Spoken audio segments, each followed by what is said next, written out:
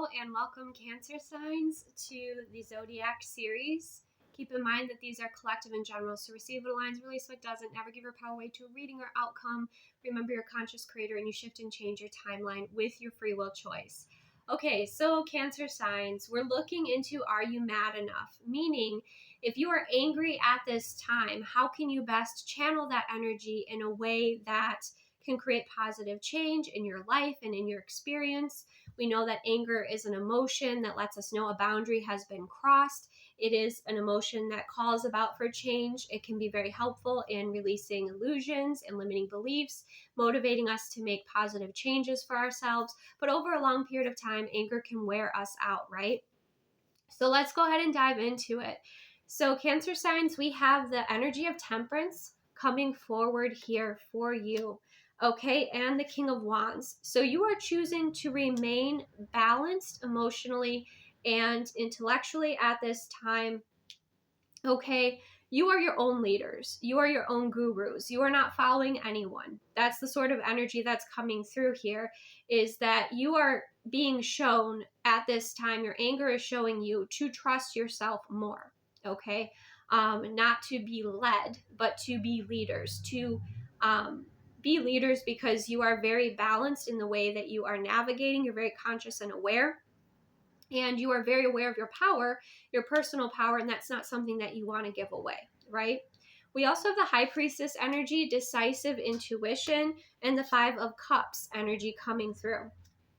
So with the Five of Cups energy, that's learning from mistakes. That's learning from observing others' mistakes, right? Some of you with this, obviously, there's like wine spilled, but it can also represent like emotional pain. It can represent many things. So you can trust in your discernment. You can trust in your visions and in your intuition here.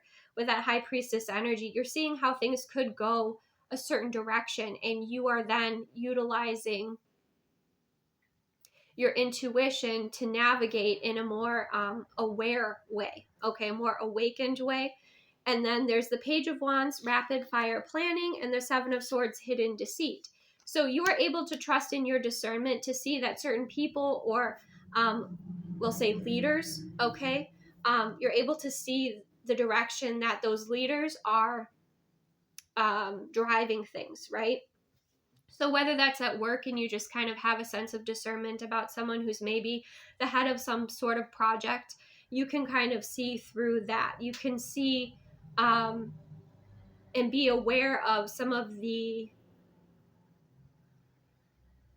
certain paths that or the directions that things can go down. Like as an intuitives, you know, can see somewhat into the future because they're tuned in and they receive messages, but sometimes it's like this is a possibility, right?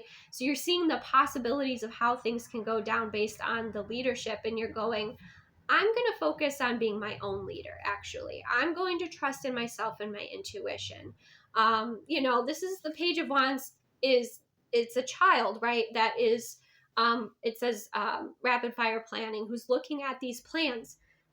So the way that Spirit's showing me this, it's like whoever's trying to be a leader or is a leader is someone who doesn't have the experience yet, doesn't have the wisdom, right? So that's something that you're kind of being aware of, and you're seeing through this with the Seven of Swords. You can kind of see through this. And it's leading you to notable growth with the Three of Wands, the Queen of Pentacles energy with peaceful abundance, and the Ten of Coins, lasting security. So you're trusting in yourself. You're not going to allow yourself to follow those that are essentially inadequate, and you are instead kind of going your own direction, right? So you're maybe doing things more organically.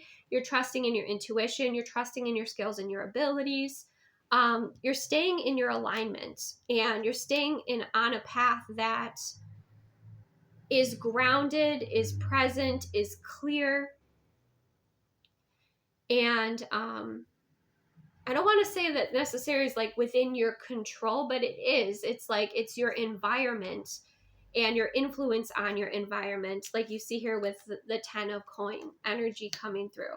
So it's like you're planting your own garden. You are focusing on your own internal wisdom and medicine, and not giving your power away to external constructs that you can see through, that you know are not aligned in the best of ways, right? So your anger is leading you to a place of your personal leadership, of taking your power back and not giving it away, of trusting in your intuition, in your experience, and navigating in a very intuitive, wise way, because it's decisive intuition, to avoid, you know, the mistakes, and to avoid kind of more so it's like what you see is like the mistakes of others is what's coming through.